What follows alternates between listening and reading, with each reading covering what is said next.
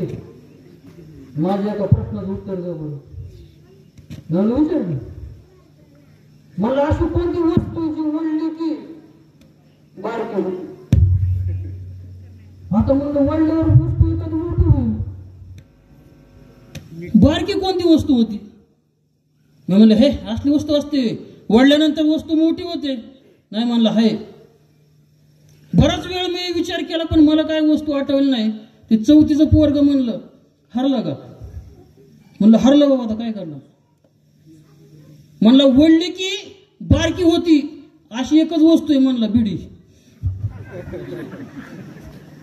जशी वडन तशी बारकी होत जाते. त्यामुळं आधी ह्यांना सोसावं लागतं लहान मुलांना.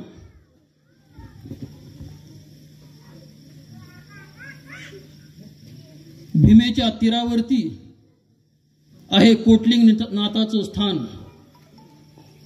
आणि घराघरामध्ये आणि मनामनामध्ये भक्तीचा जागर असं हे चिकलठाण, असं हे चिकलठाण.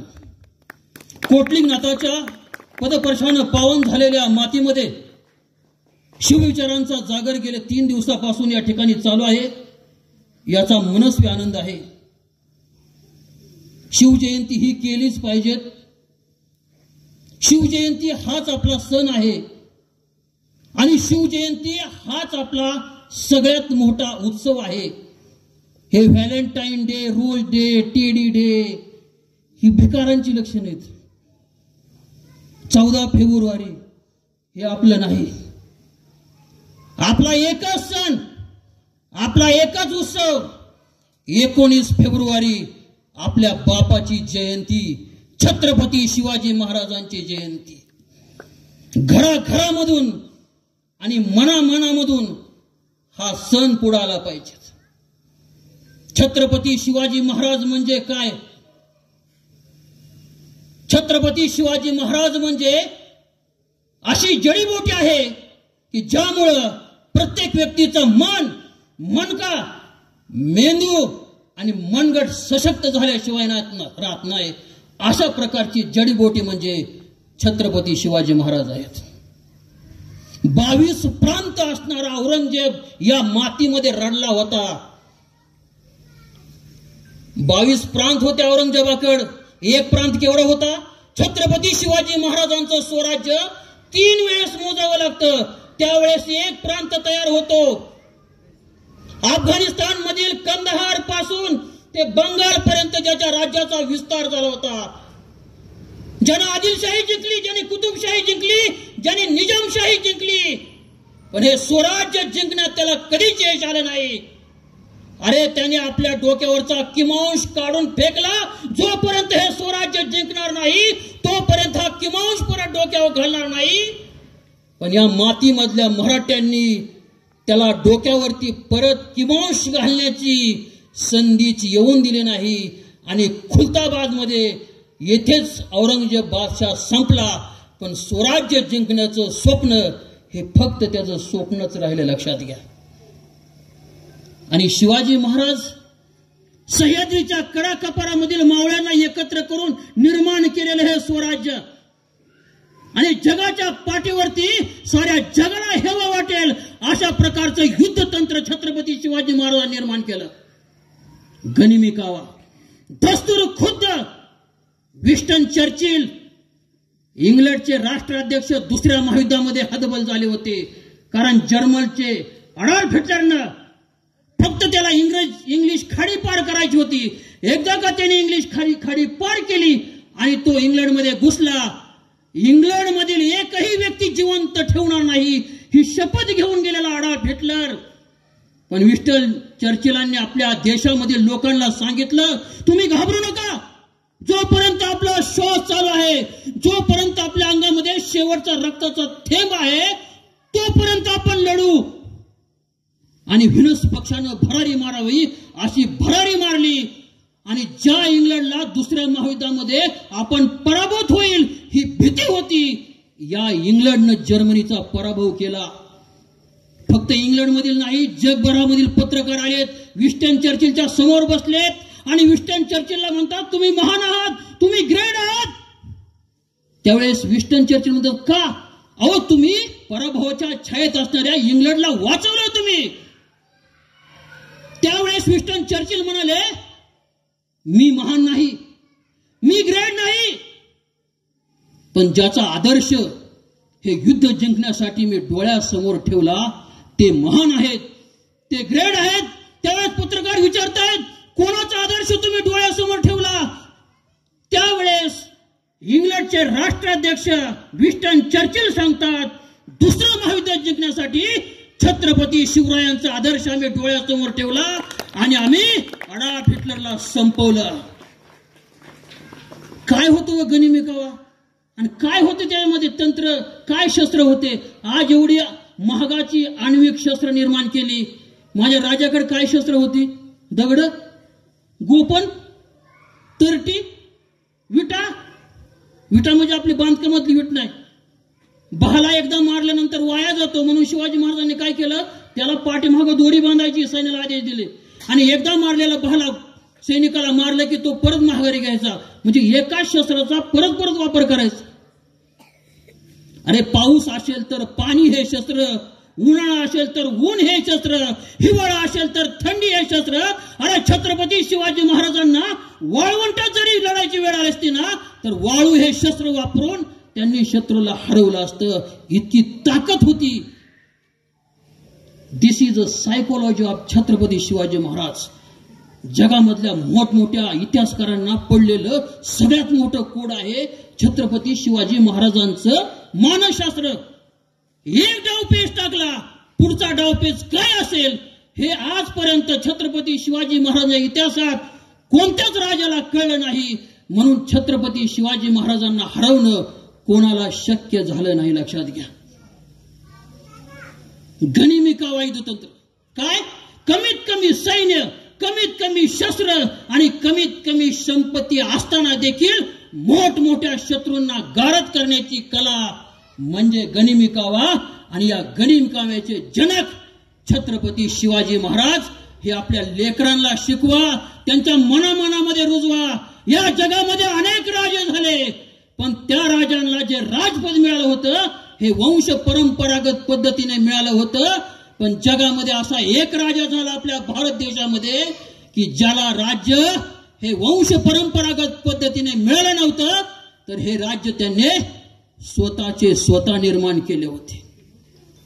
बघा, आपला भारत कृषी प्रधान देश आहे आणि शेतकऱ्याला या देशाचा राजा समजलं जातं. पण बऱ्याच वेळा मी शेतकऱ्यांचा अभ्यास केला असता, बघा आपल्याकडे शब्द आहे शेतकऱ्यांना, बळीराजा. बळीराजा का म्हणतात माहितीये? या जगामध्ये शेतकऱ्यांचा पहिला राजा होऊन गेला ज्याचं नाव होतं बळीराजा. म्हणून आज सुद्धा लोक म्हणतात इडा पिडा जाऊ दे, बळीचं राजा होते. तो शेतकऱ्यांचा पहिला राजा बळीराजा. आणि शेतकऱ्यांचा या मातीमध्ये निर्माण झालेला दुसरा राजा म्हणजे छत्रपती शिवाजी महाराज. त्याच्यानंतर शेतकऱ्यांना आधार देणारा, शेतकऱ्यांना जिवंत ठेवणारा या मातीमध्ये परत राजे निर्माण झाले नाही. इतका शेतकऱ्याला तळहाताच्या फोडाप्रमाणे जपणारे शिवाजी महाराज, संभाजी महाराज होते. लक्षात घ्या. काय होता? स्वराज्याचा जाहीरनामा होता. आता मॅडमने मगाशी सांगितलं, खरं तर मॅडमसाठी एकदा जोरदार टाळ्या झाल्या पाहिजेत. इतर संशोधक आपल्या गावामध्ये एक निर्माण झालेले आहेत, त्यांनी चांगला इतिहास तुमच्या समोर मांडला आणि असे इतिहास अभ्यासक तयार होणं गरजेचं आहे सर. का? कारण इतिहासातून जर आपण धडा घेतला नाही तर इतिहास आपल्याला धडा शिकवल्याशिवाय राहत नाही. म्हणून इतिहास हा आपल्या मुलांना शिकवलाच पाहिजे.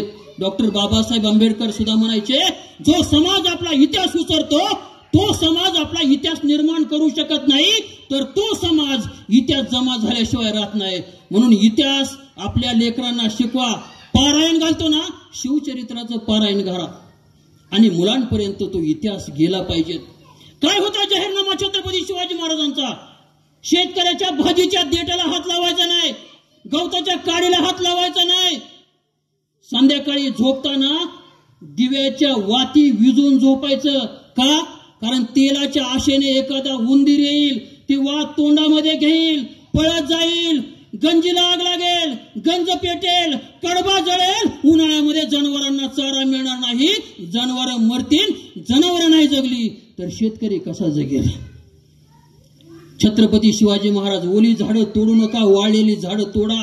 जर सैनिक गेलं आणि सैनिकाच्या जाण्यामुळे जर एखाद्या शेतकऱ्याचं नुकसान झालं तर त्या शेतकऱ्याला लगेच नुकसान भरपाई द्या. शेतकऱ्याचं नुकसान झालं नाही पाहिजे. हा छत्रपती शिवाजी महाराजांचा जाहीरनामा. शेतकऱ्यांना जमिनी वाटल्या. कशा वाटल्या? या जगामधली पहिली शेतीची मोजणी करणारे छत्रपती शिवाजी महाराज.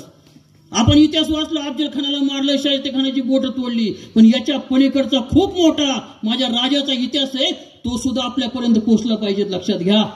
छत्रपती शिवाजी महाराज शिवकाठी निर्माण केली. 5 हात 5 मूठ लांबीची काठी, 14 तुस. तुस म्हणजे आपल्या हाताची मध्यमा आणि अनामिका. ही जी 2 बोट आहेत ही 14 वेळा मोजल्यानंतर हे 2 बोट म्हणजे 1 तुस, आणि असे 14 तुस म्हणजे 1 हात. अशी 82 तुसाची शिवकाठी छत्रपती शिवाजी महाराजांनी तयार केली. ती आवरत चौरस टाकली 1 बिघा तयार होतो. बघा जमीन मोजण्याचं छत्रपती शिवाजी महाराजांचं तंत्र. आवरत चौरस टाकली 1 बिघा आणि 120 बिघांचा 1 चावर तयार होतो. आणि हे चावर शेतकऱ्यांच्या नावावरती केले, त्यांचा 7बारा तयार केला. 7बाऱ्याचे जनक छत्रपती शिवाजी महाराज. आज आपण म्हणतो ना, माझ्या नाव हा 7बारा आहे, माझ्या नाव तो 7बारा आहे, भावाभावात भांडणं आहेत, भावा बहिणीत भांडणं आहेत, बापलेकामध्ये भांडणं आहेत. याच्यासाठी माझ्या राजानं 7बारा तयार केला नव्हता.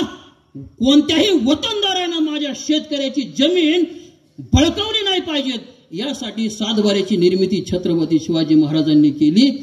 पहिली शेतीची मोजणी केली.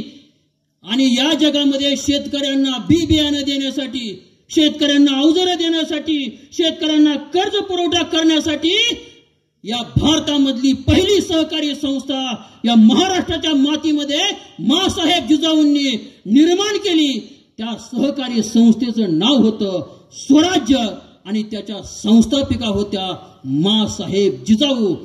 या सहकारी संस्थेमधून शेतकऱ्यांना कर्ज दिलं जायचं, शेतकऱ्यांना बी बियाणं दिलं जायचे, शेतकऱ्यांना अवजारे दिले जायचे. कर्ज कसं द्यायचं?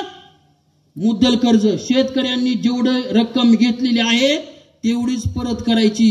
आज असा कर्ज पुरवठा करणारी कोणती बँक आहे का? सहकारी संस्था आहे का? दुसरा टप्पा काय होता? घेतलेलं कर्ज टप्प्याटप्प्यानं परत करायचं. आणि जर एखाद्या वर्षी मोठा दुष्काळ पडला तर त्या वर्षी कर्जमाफी केली जायची. या देशामधली पहिली कर्जमाफी करणारे छत्रपती शिवाजी महाराज आणि जगद्गुरु संत तुकाराम महाराज, ज्यांनी कर्जाच्या साऱ्या वह्या इंद्रायणीच्या ढोमध्ये बुडवल्या आणि त्या गावामधील सगळ्या शेतकऱ्यांना मुक्त करून टाकलं. त्याच्यानंतर शेतकऱ्याला वाली तयार झाला नाही.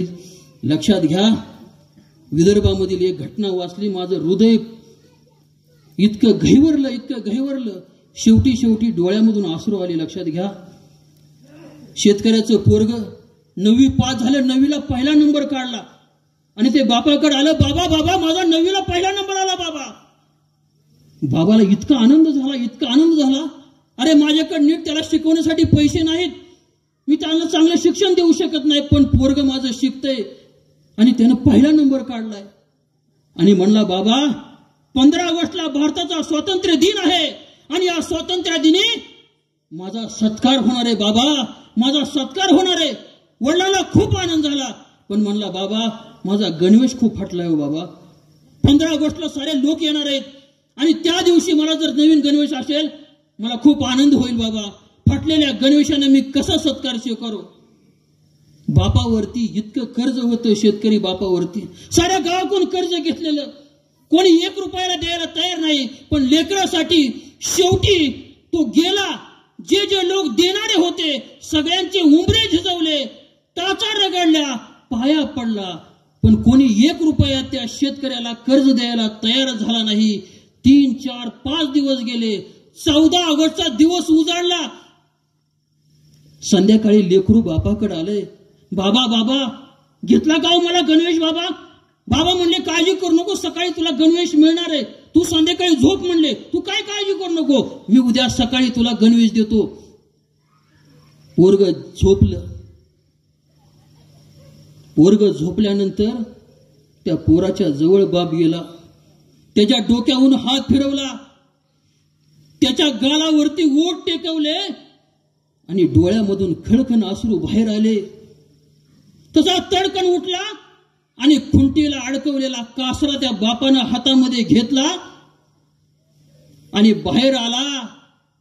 अशा उघड्या आभाळाकडे हात केल्याने म्हणतोय, अरे कोणतं पाप मी केलं होतं म्हणून शेतकरी म्हणून जन्माला आलो. अरे माझ्या लेकराला गणवेश घ्यायची सुद्धा ऐपत माझ्यामध्ये नाही, माझा जगून काय उपयोग आहे?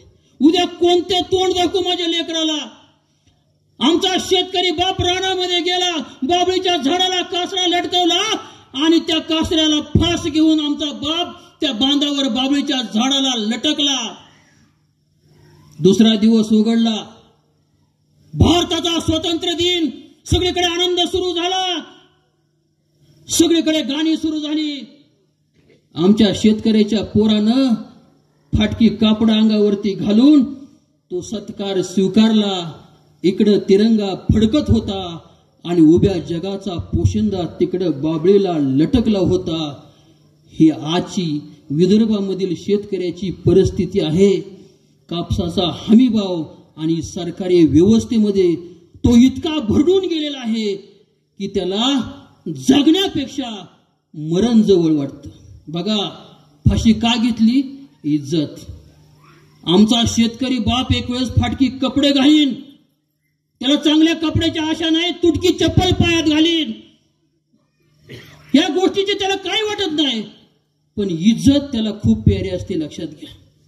म्हणून त्या बापासाठी म्हणावंसं वाटतं, माझ्या डोळ्यातली आसव कोणी मायेन पुसताना, माझ्या डोळ्यातली आसव कोणी मायेन पुसताना, उरी हुंद का दाटतोया गोष्ट बापाची सांगताना, उरी हुंद का दाटतोया गोष्ट बापाची सांगताना, त्याच्या फाटक्या सदऱ्याला किती ठिगळ जोडल्याली, त्याच्या फाटक्या सदऱ्याला किती ठिगळ जोडल्याली, उभ्या आयुष्याला त्यानं कशी कातर लावलेली, उभ्या आयुष्याला त्यानं कशी कातर लावलेली,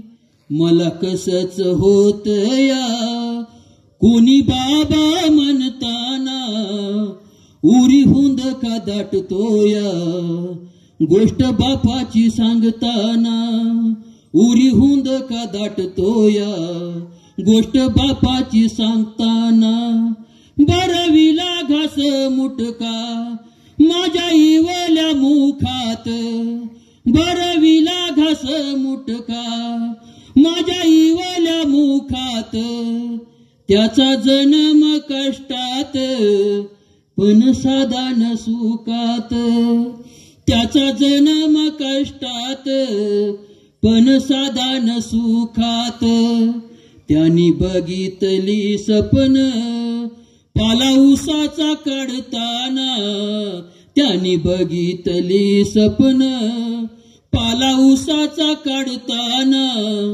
उरी हुंद का दाटतोया गोष्ट बापाची सांगताना, माझ्या डोळ्यातली आसव कोणी मायेन पुसताना, उरी हुंद का दाटतोया गोष्ट बापाची सांगताना.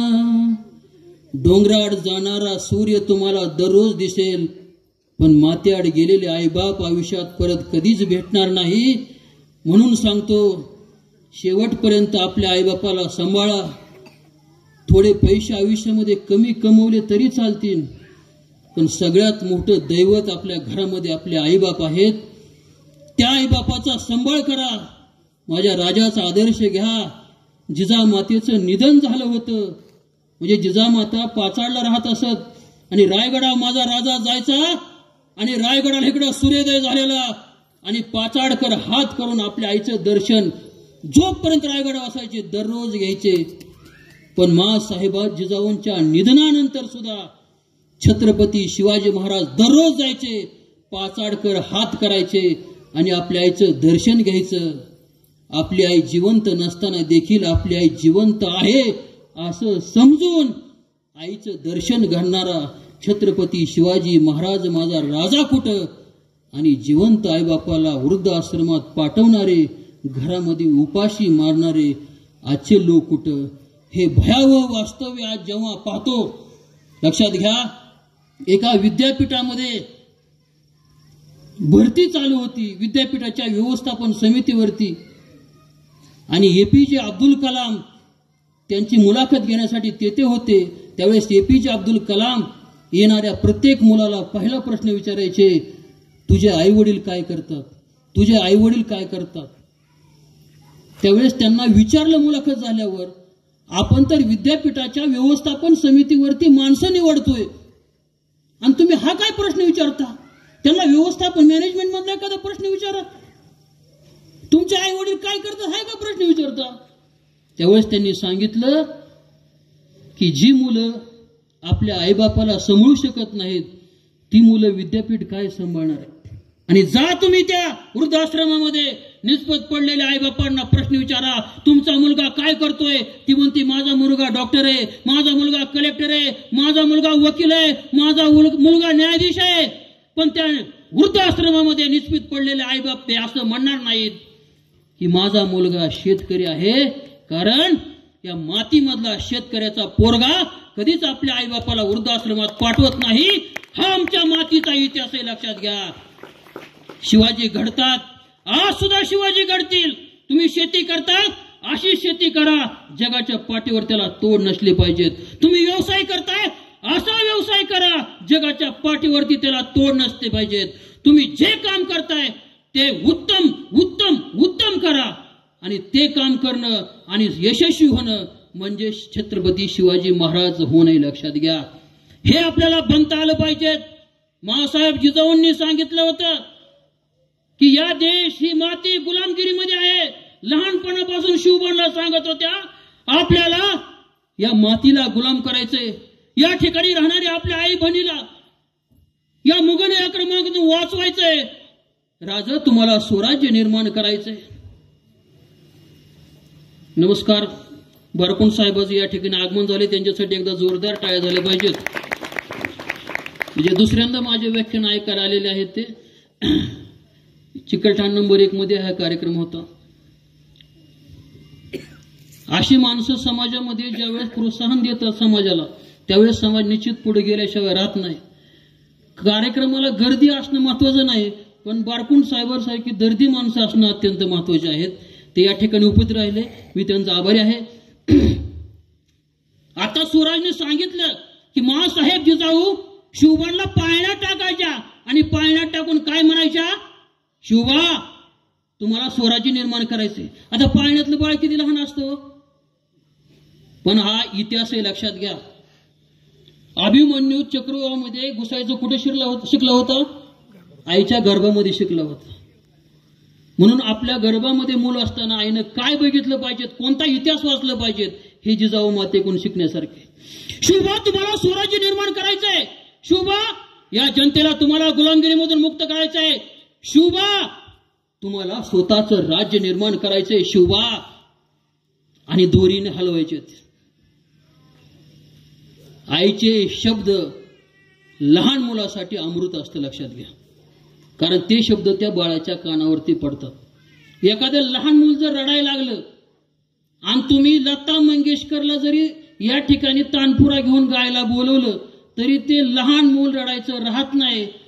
पण त्याच्या आईनं तिच्या बसाड्या आवाजामध्ये हाड हाड जो जो असं जरी शब्द काढलं ते रडायचं राहतं. कारण तो अमृत स्वर असतो त्या बालकासाठी, आणि तो अमृत स्वर स्वराज्याच्या कामी माझ्या जिजाऊनं वापरला आणि छत्रपती शिवाजी महाराजांना संस्कार दिला.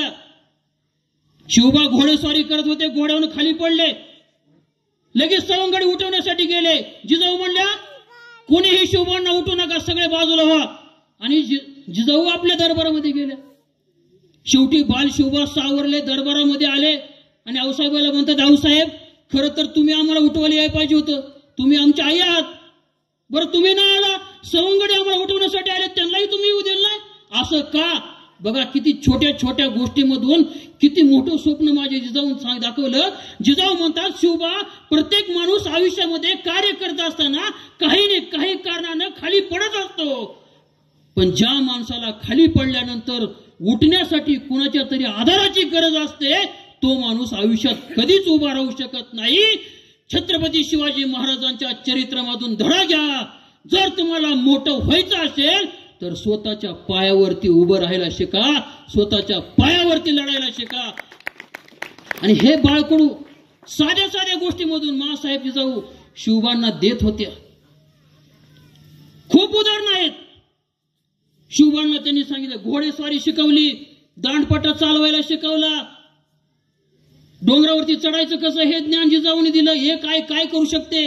अरे शिवबा पन्हाळ्याच्या गडामध्ये गुंतलेले असताना शिवबा बाहेर पडत नाही हे जेव्हा जिजाऊला जाणवलं, घोड्यावरती खोगीर चढवलं आणि जिजाऊ लगेच घोड्यावरती बसल्यात, हातामध्ये तलवार घेतली, माझ्या मुलाला वाचवण्यासाठी मी जाणार. नेताजी पालकर आडवे आले आणि म्हणाले, आऊसाहेब आम्ही जिवंत असताना तुम्ही आपल्या मुलाला वाचवण्यासाठी जाणं हे आम्हाला योग्य वाटत नाही, तुम्ही असं करू नका, आम्ही जातो, आम्ही शर्तीने लढतो, शिवबांना वाचवतो. स्वतःच्या मुलाला वाचवण्यासाठी आई. बघा तुम्ही 10 नोव्हेंबर 1659 अफजल खानाला भेटण्यासाठी शिवाजी निघालेत. आता अफजल खानाला भेटायचं मध्ये यमाला भेटायचंय, काय होईल सांगता येणार नाही. पण जाता जाता आऊसाहेबांकडे जिजाऊ गेलेत, चेहरा पडलेला दिसला. शिवबा पूर्ण तयारीमध्ये होते, तरी सुद्धा काय होईल सांगता येत नव्हतं. प्रसंग बेकीचा होता. आऊसाहेबांचं दर्शन घेतलं आणि शिवबा म्हणतात, आऊसाहेब यदा कदाचित अफजल खानाच्या भेटीमध्ये जर आम्ही कामी आलो तर तर तर आजची आई काय म्हणली असते, राज तुम्ही एकुलती एक, म्हातारपणामध्ये जर तुमचं बरं वाईट झालं, आम्ही म्हातारपणी कुणाच्या तोंडाकडे बघायचं, नका जाऊ राज. जिजाऊ काय म्हटल्या, शिवबा शिवबा अफजल खानाच्या भेटीसाठी निश्चिंत मनाने तुम्ही जा. तुमचे चुलते संभाजी राजांना संपवणाऱ्या अफजल खानाला यम सदनी पाठवा, आमचा उसना परत करा. यदा कदाचित जर तुम्ही अफजल खानाच्या भेटी कामी आला, बाल शिवबांना आम्ही गादीवरती बसू आणि हे स्वराज्य स्वराज्य उभा करू. शिवबा आमच्या काळजीनं तुमची पावलं थपकू देऊ नका. इतकी शूरवीर आई जिजाऊ होती, लक्षात घ्या. म्हणून हे सोन्याचं स्वराज्य आपल्या पदरामध्ये पडलंय, लक्षात घ्या. मग आपल्याला प्रश्न निर्माण होतो, आज का जिजाऊ तयार होत नाही? आजच्या सुद्धा आईला वाटतं की शिवाजी सारखा राजा माझ्या पोटी जन्माला, वाटतं का नाही? माझा मुलगा शिवबा सारखा असं वाटतं ना? पण का होत नाही? संस्कार. आई म्हणते बाळ तू शिवाजी बनायचं असतं. लहान पोरग बघा त्याच्या डोक्यावर हात फिरवते. आई म्हणते बाळ तू शिवाजी बनायचं असतं. बाबा बी म्हणतात बाळ तू शिवाजी बनायचं असतं. पण पोरग शाळेला निघाले की आई सांगते कुणाच्या आद्यात पडायचं नसतो, कुणाच्या मध्यात पडायचं नसतो, आपल्या पुरतच आपण बघायचं असतं. आणि आई म्हणते बाळ तू शिवाजी बनायचं असतं. बाबा म्हणतात बाळ तू शिवाजी बनायचं असतं. पण पोरग सहलीला निघालं की आई म्हणते इष्टीच्या मधोमध बसायचं असतो. पुढून ठोकलं तरी मागून ठोकलं तरी आपण सुरक्षित वाचायचं असतं. आणि आई म्हणते बाळ तू शिवाजी बनायचं असतं. आणि बाबा म्हणतात बाळ तू शिवाजी बनायचं असतं. बाबा म्हणतात कुणाच्या कार्यक्रमाला जायचं नसतो, गेलं तरी लांब उभं राहायचं असतं. आणि भांडणं लागली की पळून घरी यायचं असतं. आणि आई म्हणते बाळ तू शिवाजी बनायचं असतं. बाबा म्हणतात बाळ तू शिवाजी बनायचं असतं.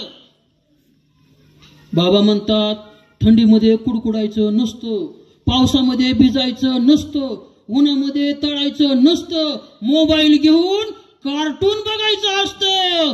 आणि आई म्हणते बाळ तू शिवाजी बनायचं असतं. आणि बाबा म्हणतात बाळ तू शिवाजी बनायचं असतं. ऐकून ऐकून बाळच एक दिवशी चिडतं आणि बाळ म्हणतं आई आई मी शिवाजी बनायचं असतं. बाबा बाबा मी शिवाजी बनायचं असतं. पण बाबा बाबा त्याआधी तुम्ही शहाजी बनायचं असतं. तू जिजाऊ बनायचं असतं त्यावेळेस मी शिवाजी बनायचं असतं, त्यावेळेस मी शिवाजी बनायचं असतं. अरे शिवाजी हे नाव कधीतरी उलट वाचा.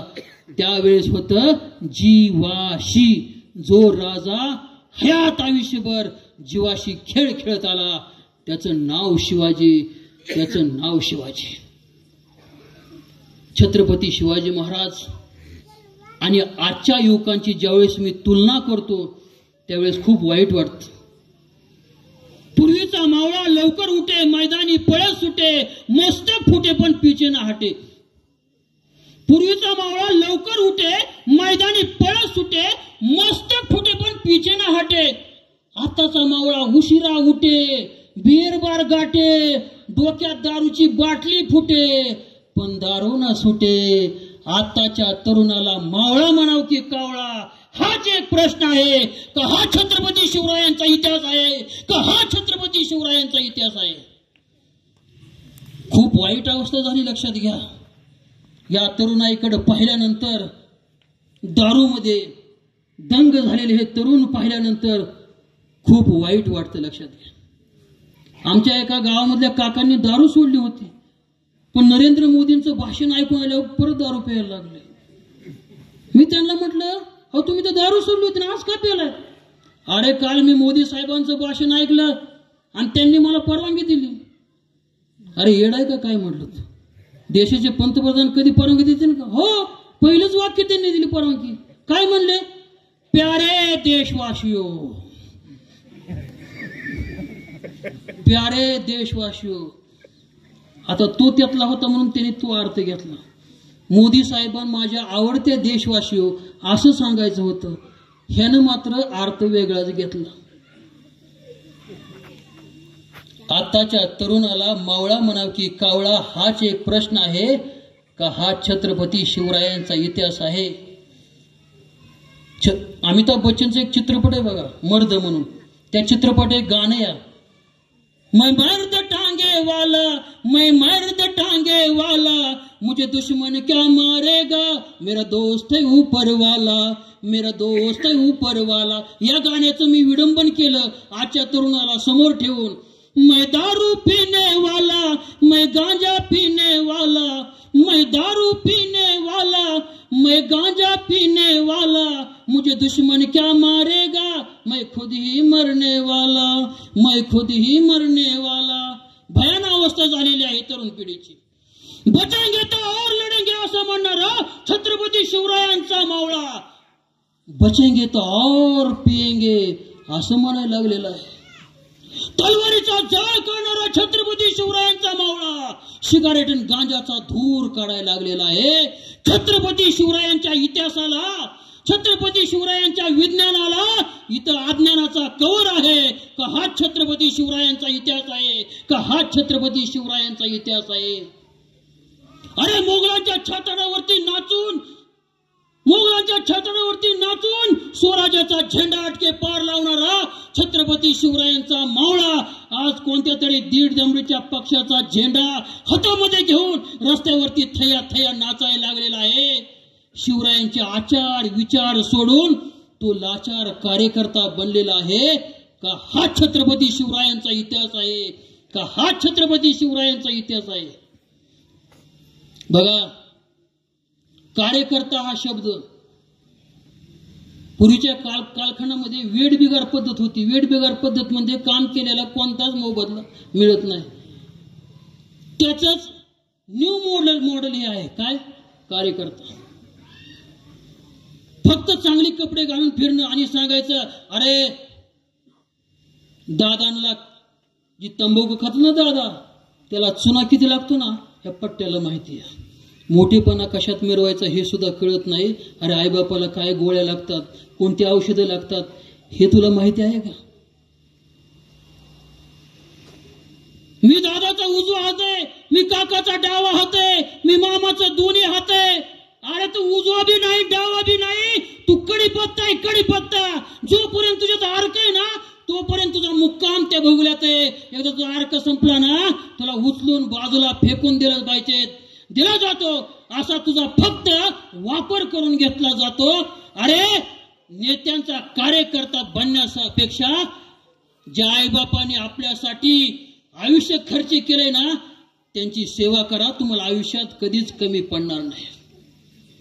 प्रत्येक राजाच्या दरबारामध्ये नर्तकी नाचली हा जगाचा इतिहास आहे. प्रत्येक राजाच्या दरबारामध्ये नर्तकी नाचली हा जगाचा इतिहास आहे. पण छत्रपती शिवाजी महाराजांच्या स्वराज्यात एकदाही नर्तकी नाचली नाही. हा माझ्या शिवरायांचा इतिहास आहे. हा माझा शिवरायांचा इतिहास आहे. दिल्लीच्या तख्ताकडे झेपवणारी पावलं आज डान्स बारकडे वळू लागलेली आहेत. अरे दिल्लीच्या तख्ताकडे झेपवणारी पावलं आज डान्स बारकडे वळू लागलेली आहेत का हा छत्रपती शिवरायांचा इतिहास आहे?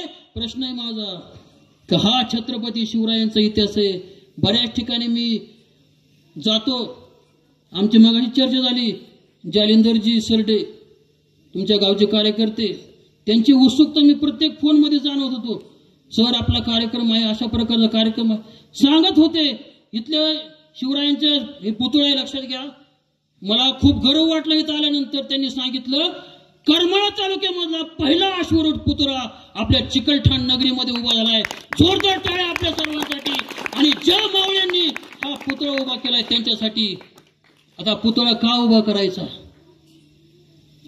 कारण आपलं मस्तक कुठंतरी चांगल्या व्यक्तींच्या समोर नतमस्तक झालं पाहिजेत आयुष्याचं सार्थक करण्यासाठी. आणि माझ्या शिवरायांसारखं नतमस्तक होणारी जागा मला तर वाटतं या जगात कुठं नाही. म्हणून कमीत कमी या पुतळ्याच्या आशांतरी तुम्ही दररोज शिवरायांचा आठवता. एखादी गोष्ट, एखादा नियम, छत्रपती शिवरायांचं दर्शन घेतलं, पुढे गेला आणि एखादं वाईट काम करण्याचं मनात विचार जरी आला तरी तुमचं मन सांगतं अरे शिवरायांच्या पुतळ्याचं दर्शन घेतलंय, राजाचं दर्शन घेतलंय, हे वाईट काम करू नकोस. हे साध्या साध्या गोष्टी असतात. ही नतमस्तक होणारी ठिकाणं जगात कमी व्हायला लागलेत आणि तुम्ही चिकलठाण नगरीमध्ये उभा केलंय. तुमचं करावं तेवढं कौतुक कमी, लक्षात घ्या. शिवरायांचा इतिहास मी बऱ्याच ठिकाणी व्याख्यानाला जातो. मी मगाशी सांगितलं की 70% शिवजयंत्या ह्या फक्त डीजे वरती आल्यात. आता व्याख्यानाचे कार्यक्रम, कीर्तनाचे कार्यक्रम लोप पावत चाललेला आहे. डीजे लावायचा. बरं मी म्हणतो नाचा तुम्ही, डीजे लावा, त्याबद्दल सुद्धा माझं काही मत नाही. पण शिवरायांचा पुतळा तुम्ही मोठा उभा केलाय, त्याची मिरवणूक काढताय आणि गाणं काय लावताय? शांताबाई. शांताबाई. आता म्हणलं स्वराज्यामध्ये सावित्रीबाई होती, सकवरबाई होती, सोयराबाई होती. ही शांताबाई कुठून आली? आका इतिहास वाचला, कुठं शांताबाई नाही. मग ह्यांनी कुठं आणली इथं डीजे समोर?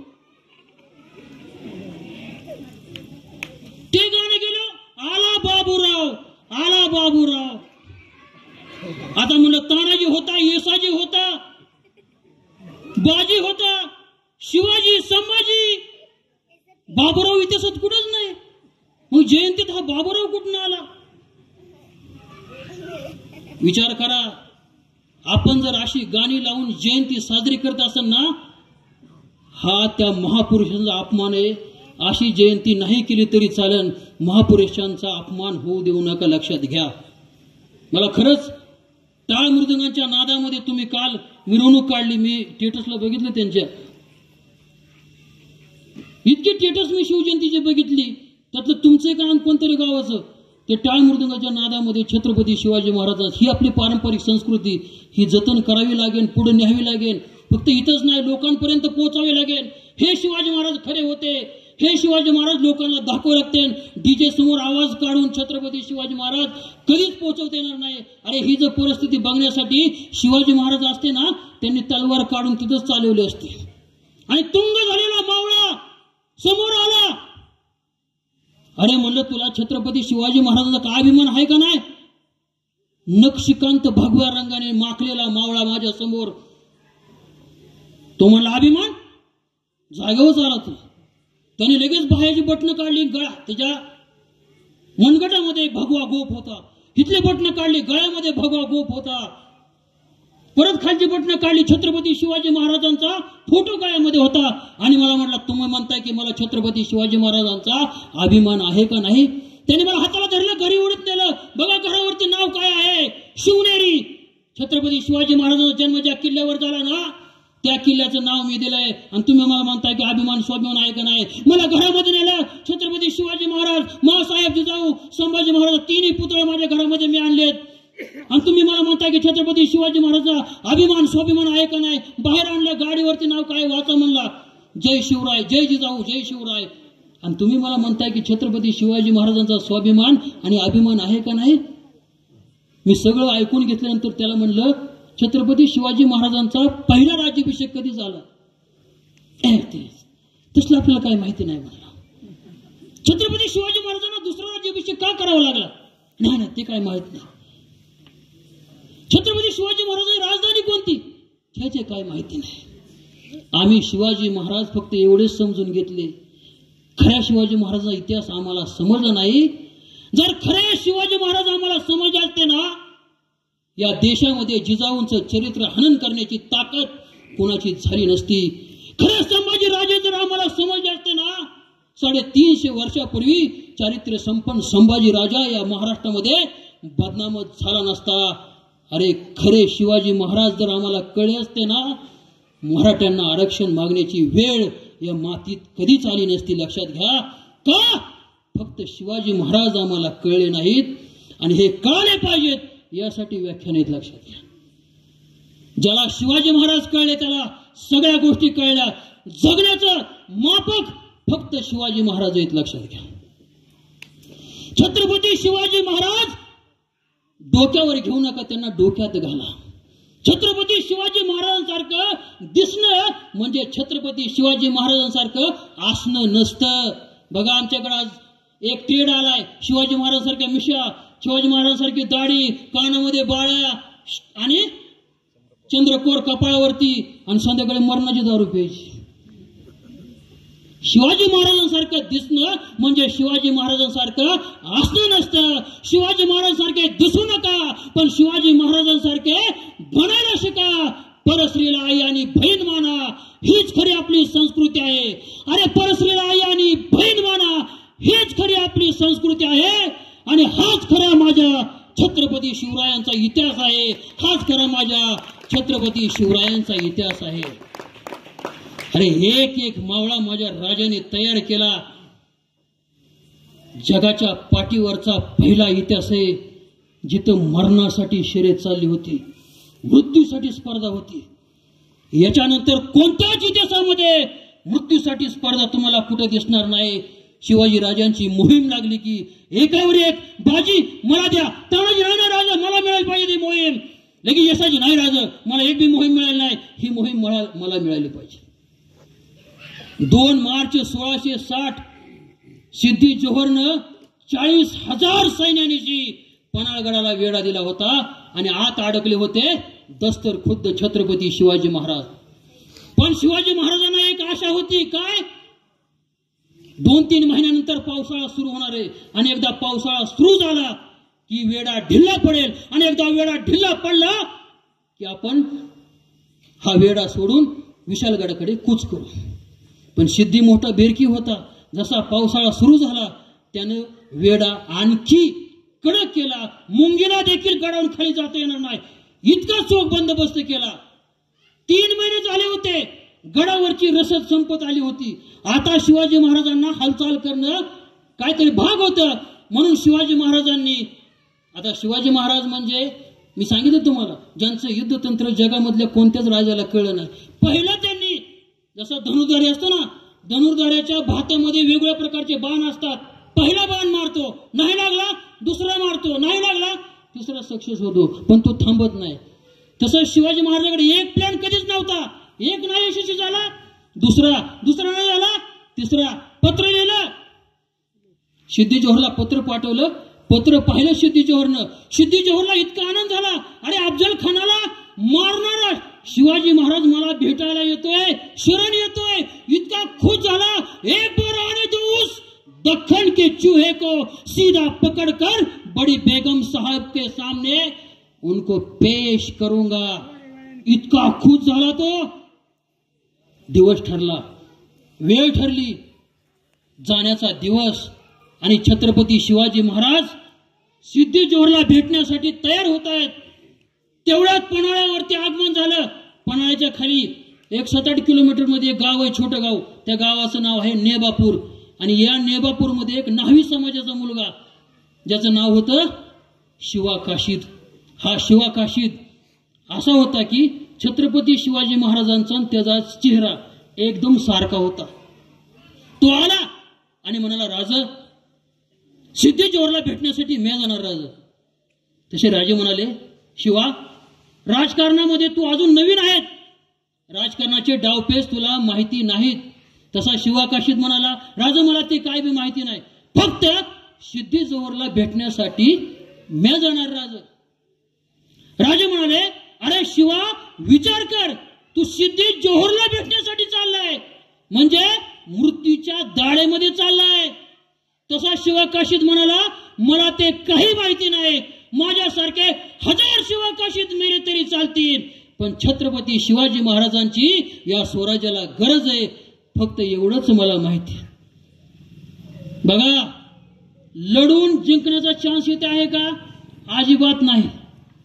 लढून मरण्याचा बी नाही, फक्त जायचं आणि मरायचंय हे शिवा काशीदला माहिती होतं.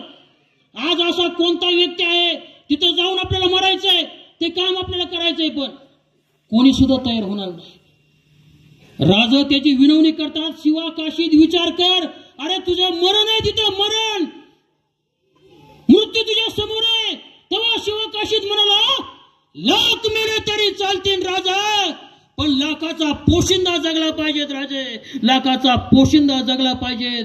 शिवा काशीद आतमध्ये गेला, अंगरका घातला, जिरे टोप घातला, शिवगंध कपाळाला लावला, तलवार हातामध्ये घेतली आणि छत्रपती शिवाजी महाराजांच्या समोर आलाय. आणि आश्चर्य वाटलं शिवाजी महाराजांना, आपलीच प्रतिमा आपण आरशामध्ये बघतोय का काय?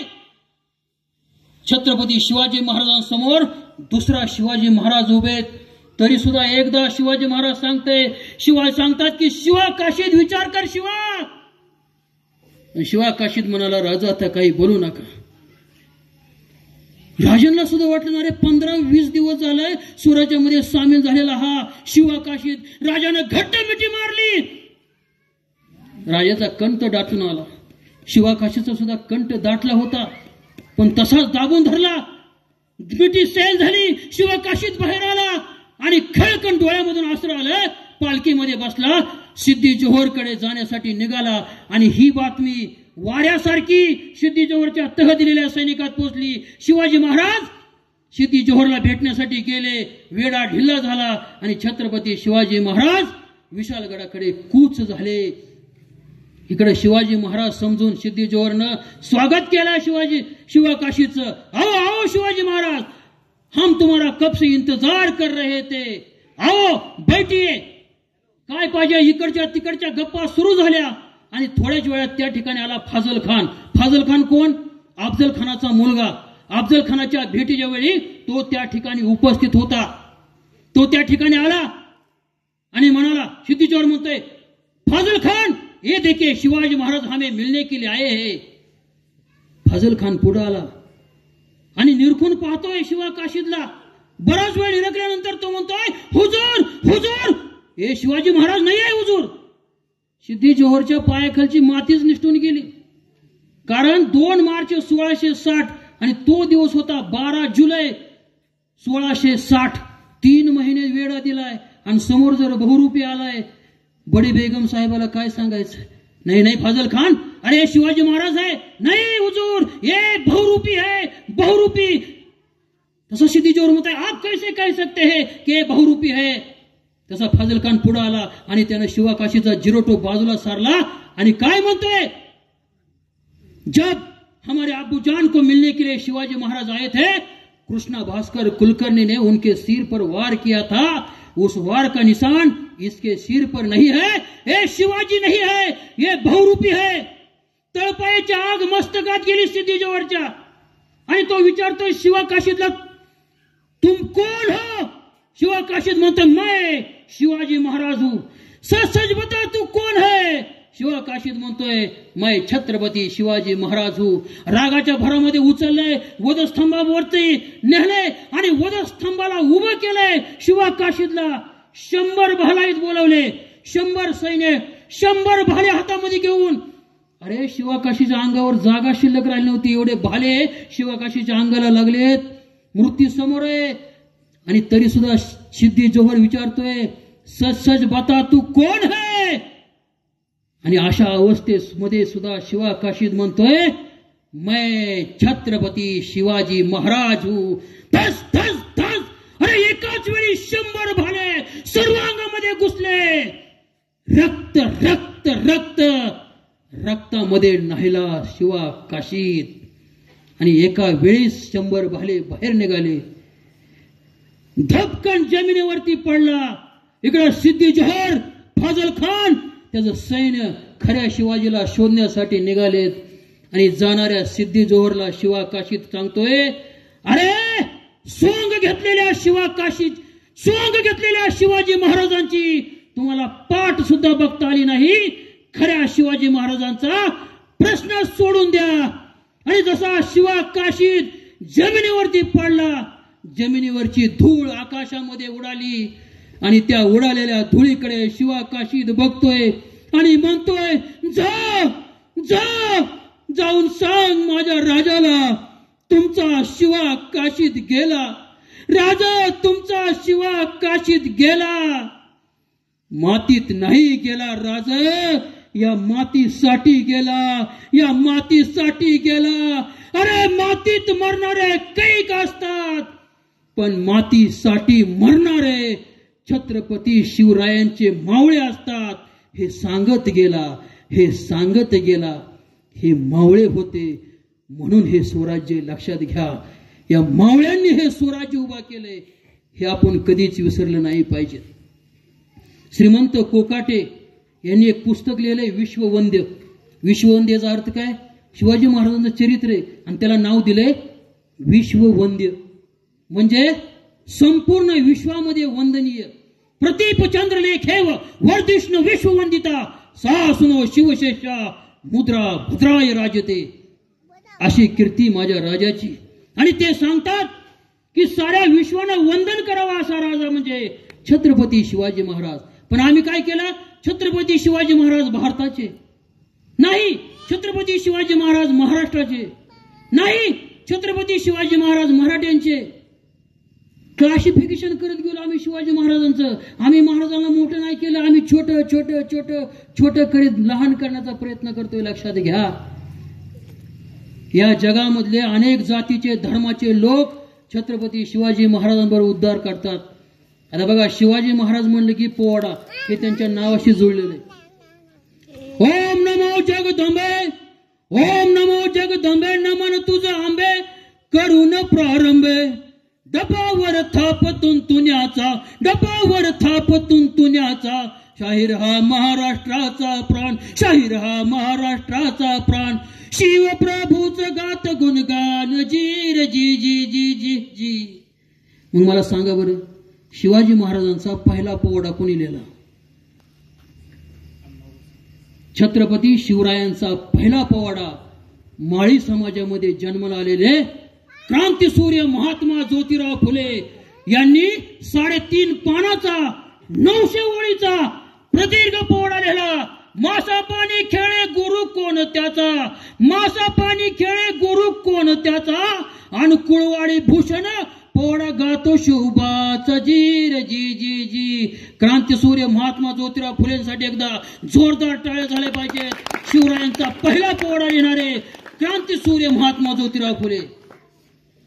दुसरा पोवाडा कोणी लिहिला? लोकशाहीर शिवशाहीर बार्शीचे अमर शेख. अमर शेख कोणत्या समाजाचे? मुस्लिम समाजाचे. एक रात्री सह्याद्री हसला, एक रात्री सह्याद्री हसला, हसताना दिसला आनंद त्याला कसला, आनंद त्याला कसला.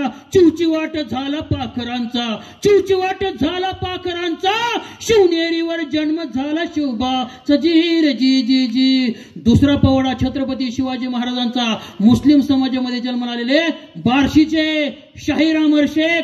आणि तिसरा पोवाडा मातंग समाजामध्ये जन्माला आले लोकशाहीर शिवशाहीर साहित्य सम्राट अण्णाभाऊ साठे यांनी लिहिला. अरे छत्रपती शिवाजी महाराजांचा पोवाडा रशियाच्या चौकामध्ये जर कुणी गायला असेल ना, तो लोकशाहीर अण्णाभाऊ साठे यांनी हातामध्ये डब घेऊन रशियाच्या चौकामध्ये छत्रपती शिवाजी महाराजांचा पोवाडा गायला. प्रथम मायभूच्या चरण, प्रथम मायभूच्या चरण, वंदुनी शिवरायांच्या चरण. हा पोवाड्याची सुरुवात अण्णाभाऊ साठेंनी केली. डॉक्टर बाबासाहेब आंबेडकर महाडच्या चौदार तळ्यावरती जाताना त्यांच्या मुखामध्ये घोषणा काय होती?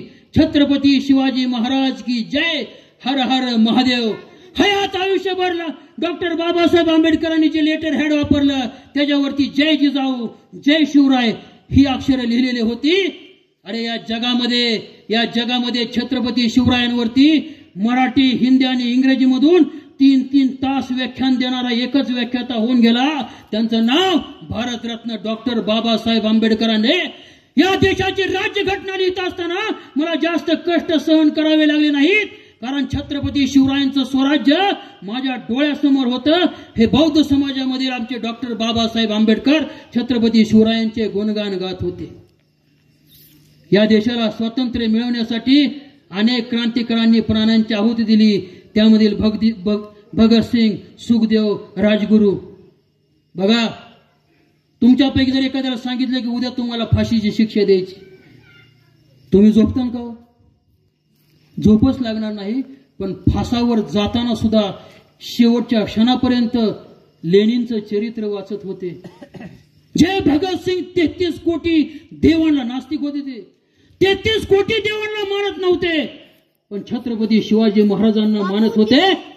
अरे त्या फासावरती जाताना सुद्धा त्यांच्या मुखामध्ये गीत होतं, जिस चोले को पहन शिवाजी खेले अपनी जान पे, जिसे पहन कर झांसी वाली मिट गई अपनी आन पे, आज उसी को पहन के निकला हम मस्तों का टोला, मेरा रंग दे बसंती चोला, मेरा रंग दे बसंती चोला. अरे प्राणांची आहुती दिली, हसत हसत फासावरती गेले जे शिवाजी महाराजांना मानत होते. पण आज जर चुकून भगतसिंग वर्ण खाली बघत असतील तर त्यांना खूप वाईट वाटत असेल. ते काय म्हणत असतील? कोई नोटों के लिए मरे, कोई वोटों के लिए मरे, यार सुखदेव हम भी किन हराम खोरों के लिए मरे, हम भी किन हराम खोरों के लिए मरे. हे भगतसिंग शीख धर्माचे होते, लक्षात घ्या. पण ते कोणाला मानत होते? छत्रपती शिवाजी महाराज. या महाराष्ट्राच्या मातीमध्ये रयत शिक्षण संस्थेची स्थापना केली कर्मवीर भाऊराव पाटलांनी. सुरुवातीचा कालखंड खूप खडतर होता. अरे गावोगावी जाऊन धान्य मागून आणायचे, गावोगाव जाऊन लोकांकडून मदत आणायचे आणि गोरगरिबांच्या लेकरांना शिकवण्याचं काम करायचे. ते कर्मवीर भाऊराव पाटील यांनी एक महाविद्यालय उभा केलं आणि त्या महाविद्यालयाला नाव दिलं छत्रपती शिवाजी महाराज विद्यालय. पण विद्यालयाचं काम अपूर्ण होतं आणि त्या विद्यालयाचं कामकाज पूर्ण करण्यासाठी त्यांना 2 लाख रुपयाची मदत होती. बऱ्याच लोकांना मागितलं. बघा, त्यावेळेची आमची माय बहीण सुद्धा जात्यावरती दळायची आणि जाता दळता दळता मुठभर धान्य बाजूला काढून ठेवायची कर्मवीर भाऊराव पाटलांच्या रयत शिक्षण संस्थेसाठी. त्याला मुस्ती फंड योजना म्हणतात, लक्षात घ्या. आणि 2 लाख रुपये लागत होते, पण त्यांना मदत मिळत नव्हती. त्यावेळेस एक इंग्रज अधिकारी कर्मवीर भाऊराव पाटलांकडे आला आणि म्हणाला, भाऊराव पाटील तुम्हाला 2 लाख काय, मी 4 लाख रुपये देतो. अरे भाऊराव पाटलांना किती आनंद झाला. फिरून सुद्धा कोणी पैसे दिले नाहीत आणि हा इंग्रज अधिकारी स्वतः आलाय आणि म्हणतो 4 लाख रुपये देतो.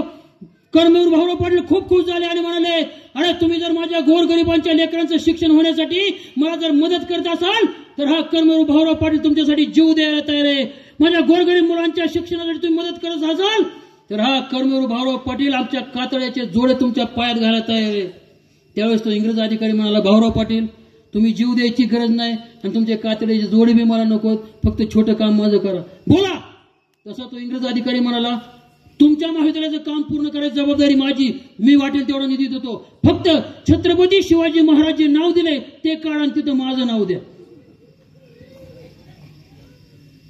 तुम्हाला जर 5-10 लाख रुपये मिळाले आणि असं सांगितलं, लगेच बदलून टाक. कर्मवीर भाऊराव पाटील काय म्हणाले?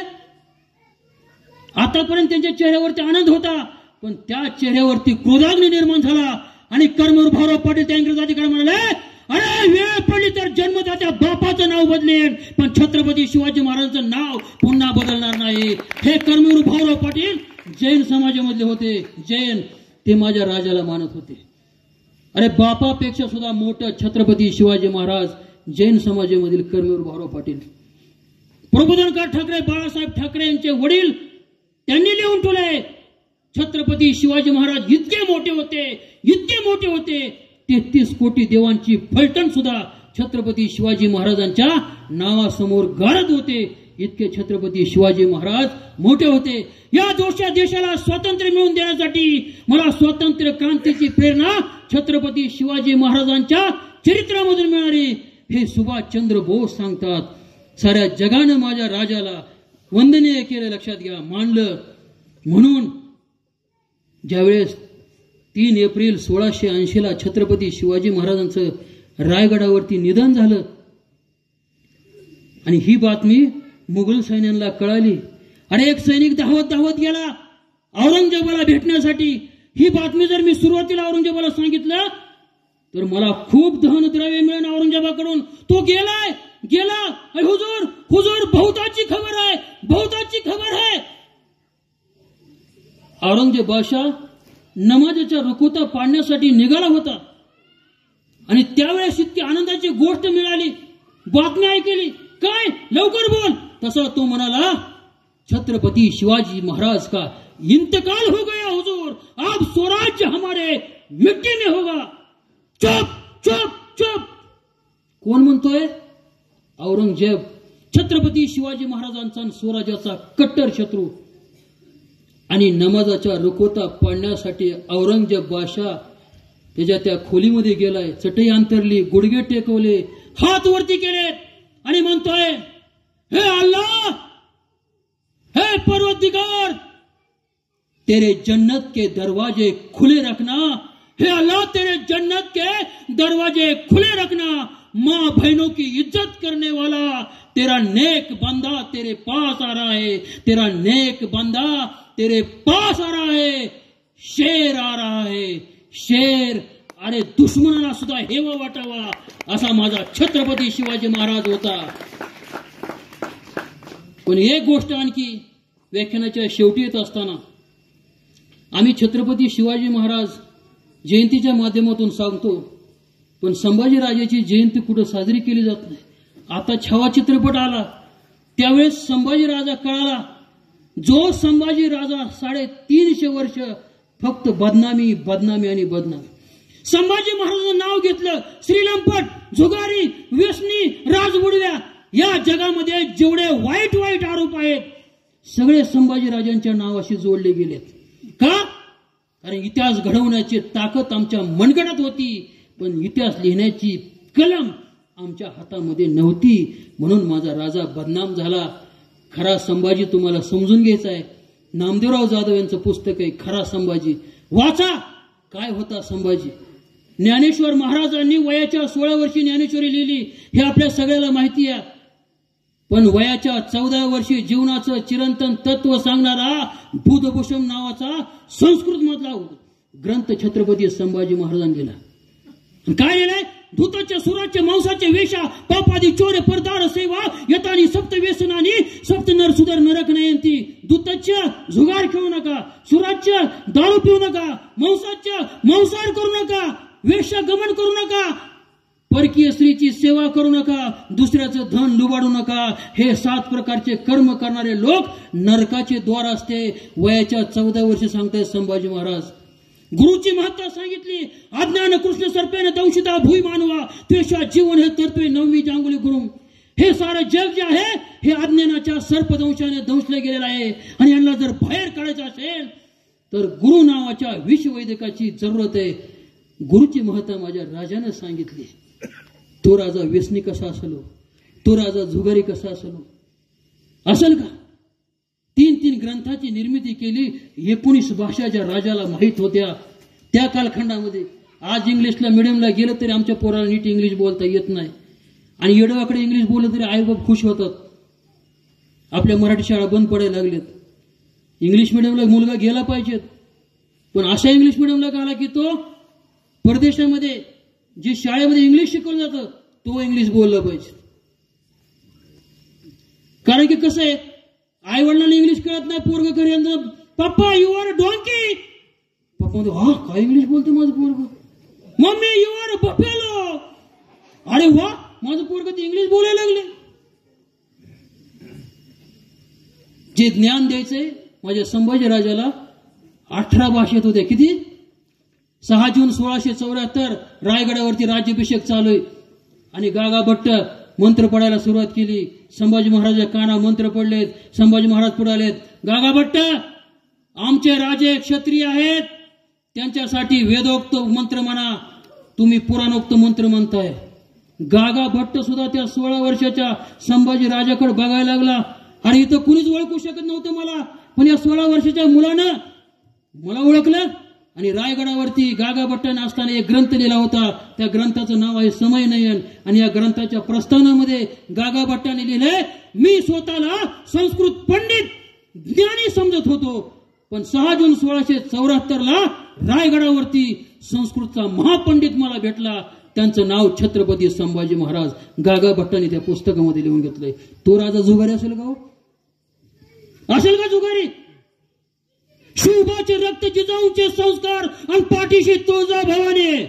शिवबाचे रक्त जिजाऊंचे संस्कार आणि पाठीशी तुळजा भवानी. अरे विचार करा त्या संभाजींची काय असेल जवानी. अरे विचार करा त्या संभाजींची काय असेल जवानी. एका हातात तलवार, एका हातात लेखणी. अरे एका हातात तलवार आणि एका हातात लेखणी. मर्दानी सौंदर्याची आदाजाची देखणी. बघून अशा राजाला होई काळजाचं पाणी. अरे बघून अशा राजाला होई काळजाचं पाणी. अरे विचार करा त्या संभाजीची काय असेल जवानी. अरे विचार करा त्या संभाजीची काय असेल जवानी. शिवबाचे रक्त जिजाऊंचे संस्कार आणि पाठीशी तुळजा भवानी. अरे विचार करा त्या संभाजीची काय असेल जवानी. अरे मूर्ती समोर होता, औरंगजेब बादशहाच्या समोर संभाजी महाराजांना आणलंय आणि कवी कलश संभाजी राजांच्या शेजारी उभे आहेत. औरंगजेब बादशाह सुद्धा तख्तावरून उठून उभा राहिलाय आणि कवी कलश म्हणतोय, राजे क्या खूब लढे हो जंग, देख तुम्हारा रूप तजत तेज औरंग. राजे तुम्ही काय लढलात, काय तुमचं शौर्य. अहो तुमचं शौर्य पाहून स्वतः औरंगजेब सुद्धा तख्तावरनं उठून उभा राहिलाय. औरंगजेब खाली आला आणि औरंगजेब म्हणतोय, बहुत हमारी आंखें तुम्हें देखने के लिए तरसती है. 6 बरस के थे जब आगरा में मिले थे, तब हमने आपसे सवाल किया था. शिवाजी महाराजांना ताप येतोय. हा प्रश्न औरंगजेब विचारता की आपके आबा साहब कहाँ है. त्यावेळेस संभाजी महाराज म्हटले, आबा साहब को बुखार आया है इसलिए आए नहीं है. तसा औरंगजेब म्हणाला, तुमको बुखार नहीं आता. आणि त्या 6 वर्षाच्या पोरानं औरंगजेबाला उत्तर दिला होतं, हमें बुखार नहीं आता हुजूर, लेकिन हमारी वजह से बहुत सारे लोगों को बुखार आता है. तो संभाजी राजा वयाच्या 32व्या वर्षी औरंगजेबाच्या समोर आहे आणि शिक्षेचा अंमल सुरू झालाय. लक्षात घ्या, जगाच्या पाठीवरती इतकी भयानक तुम्ही चित्रपट बघितला असाल, त्यात काहीच सजा दाखवली नाही. त्याच्याही पेक्षा भयानक शिक्षा माझ्या राजानं भोगली. जल्लादाला बोलवलंय, 2 हातामध्ये 2 सळ्यात. विचार करा, संभाजी राजा समोर आहे. औरंगजेबाचं फक्त एक स्वप्न आहे, काय? राजाच्या डोळ्यामधून अश्रू आले पाहिजेत. ते अश्रू आले, मी जिंकलो. पण माझ्या राजाच्या मुखामध्ये आबा साहेब, जगदंब जगदंब. मिया खान जल्लाद हातामध्ये 2 सळ्या घेऊन संभाजी राजांच्या समोर आलाय आणि औरंगजेबानं सांगितलं, जल्दी मत करो, म्हणजे लगेच सळ्या डोळ्यात घालू नका, डोळ्याच्या समोर रोखून धरा. कमीत कमी त्या सळ्या बघून तरी संभाजी महाराज घाबरतील आणि रडतील. पण संभाजी महाराज घाबरले नाहीत. त्या सळ्याच्या समोर डोळे वटरून जगदंब जगदंब, आबासाहेब, आऊसाहेब, आपल्या आजीचं, आपल्या वडिलांचं आणि जगदंबेचं नाव घेतायत. आणि मिया खानला हुकूम दिला, सळ्या डोळ्यात घाला. मेखाने सळ्या धरल्या आणि त्या सळ्या फिरवल्या आणि स्वतःच्या छाताडामध्ये खुपसून घेतल्या. जल्लाद औरंगजेब बादशाचा त्यांनी संभाजीच्या डोळ्यात सळ्या घातल्या नाहीत, स्वतःच्या छातीमध्ये खुपसून घेतल्या. का? दिलेर खानाच्या छावणीत मिया खान कैदेमध्ये होता. त्याच्या 2 मुलींची लग्न आली होती आणि संभाजी राजे त्यावेळी दिलेर खानाच्या छावणीत होते. संभाजी राजांना सांगितलं माझ्या मुलींची लग्न आहेत, फक्त मला 4 दिवस बाहेर पाठवा. दिलेर खानाला न सांगता संभाजी राजांना 4 दिवस मिया खानला पाठवलं. सुखरूप आपल्या मुलींची लग्न करून तो मिया खान आला आणि पुन्हा कैदेत बसला. आपल्यावर केलेल्या उपकाराची जाण त्यानं परतफेड केली. राजाच्या डोळ्यामध्ये सळ्या घालण्याची त्याची ताकद झाली नाही. छत्रपती संभाजी राजांसाठी मुसलमान जल्लाद मिया खाननं आपल्या प्राणांची आहुती दिली. दुसऱ्या जल्लादाला बोलवलं. आता हा मात्र नवीन होता. संभाजी राजाच्या डोळ्यासमोर सळ्यात. विचार करा, अरे पायात काटा जर घुसला तर किती वेदना होतात. 3 दिवस पाय धरतो आपण, पण त्या झटकन दोन्ही डोळ्यामध्ये 2 सळ्या घुसल्या. आता डोळे कुठेच नव्हते, उरल्या होत्या फक्त खोबण्या. कुठंच डोळे राहिले नव्हते. आता वाटलं, औरंगजेबाला वाटायचं तोंडामधून तरी माफी मागेल. वेळ लावला. अरे 40 दिवस अनन्वित अत्याचार त्या औरंगजेबाच्या छावणीमध्ये चालू होते. दुसऱ्या दिवशी सजा. संभाजी महाराजांची जीभ कापायची हुकूम झाला. 2 सैनिक आलेत, जबडा उघडण्याचा प्रयत्न करतायत. जबडा उघडत नाही. अरे उडेल कसा? सिंहाचा जबडा तो. सिंहाच्या जबड्यात घालून हात मोजितो दात या अवकात सांगणारा संभाजी राजा आहे तो. कसा उघडेल जबडा उघडत नव्हता. नामी व्यक्ती चालवली, नाक दाबलं आणि श्वास घेण्यासाठी जीव गुदमरला. तोंड उघडलं गेलं. पकडीमध्ये जी पकडली गेली आणि जेवढी ओढता येईल तेवढी बाहेर ओढली आणि सबकन कापून काढली. एखाद्या नदीचा बांध फुटावा आणि पाणी बाहेर पडावं तसं माझ्या राजाच्या तोंडामधून रक्त बाहेर पडलं.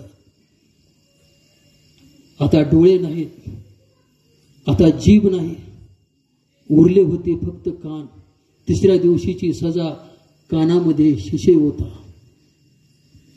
अरे जीभ कापली, डोळे काढले, कानात शिशे ओतले, अंगावरचं कातड काढलं, मिठाचं पाणी त्याच्यावरती टाकलं गेलं.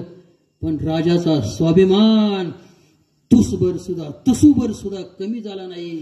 अशा अवस्थेत काय म्हणत असतील संभाजी? एका कवीने सांगितलंय, आबासाहेब माझे डोळे खूप आतुर वासायचे तुम्हाला पाहण्यासाठी. तुमचं ते रायगडावरचं सिंहासनावरचं रूप पाहण्यासाठी माझे डोळे खूप आतुर असायचे राजे. आऊ साहेब तुमचा चेहरा पाहण्यासाठी आम्ही खूप आतुर असायचो. धाराऊ तुम्हाला पाहण्यासाठी आम्ही खूप आतुर असायचो. पण आता हे रूप आम्ही पाहू शकणार नाही, कारण आज ते डोळेच उरले नाही. आबासाहेब, आऊ साहेब, जगदंब जगदंब म्हणत आम्ही सारं आयुष्य काढलं. पण आज हे शब्द आमच्या मुखातून बाहेर येणार नाहीत, कारण ते शब्द काढण्यासाठी आमच्या मुखामध्ये आता ती जीभ उरली नाही. बाळ शंभूराजे, आऊसाहेब, आबासाहेब तुमच्या तोंडामधून येणारी ती गोड हाक मला खूप ऐकावी वाटायची. पण आता ती हाक आम्ही कधीच ऐकू शकणार नाही, कारण ते कान आता शिल्लक राहिलेले नाहीत. पण अशा अवस्थेमध्ये सुद्धा आबासाहेब एक गोष्ट निश्चित आहे. आबासाहेब, आऊसाहेब एक गोष्ट निश्चित आहे,